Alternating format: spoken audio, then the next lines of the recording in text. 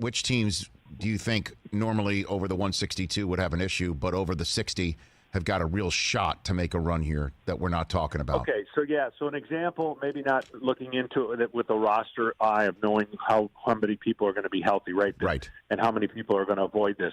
I would say a good example would be like a San Diego Padre, where most people aren't talking about the San Diego Padres in 162, but they're talking about what's coming, right? They're talking about the youth, the pitching. Do they have enough? Now, for 60 games, that young pitching has enough. So they could be an upstart and a surprise team that would not be talked about in 162 with all the talent they have.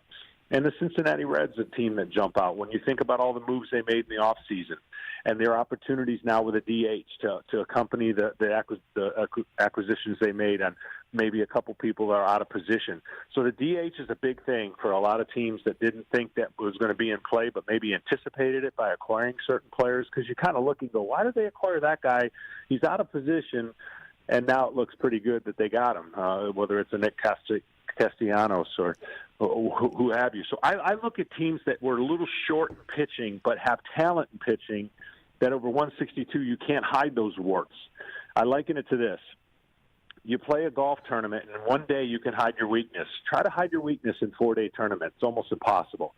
It comes up and it shows up. And that's what a 162 does for a lot of teams who don't have the depth and the roster or the minor leagues to sustain, the unforeseen of injuries or the likes of that. And you said earlier that the team that gets creative might have an advantage. You weren't referring to any trash cans, were you, John, when you said creative?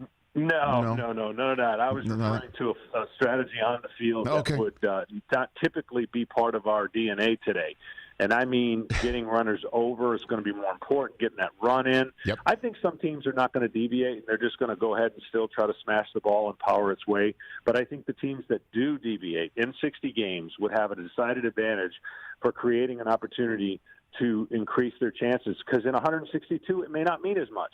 I may agree with some of the analytics that come out there, but I would argue that in 60 games you're going to see that it might. Hey, you watched all the way to the end. Thanks for that. Watch more right here.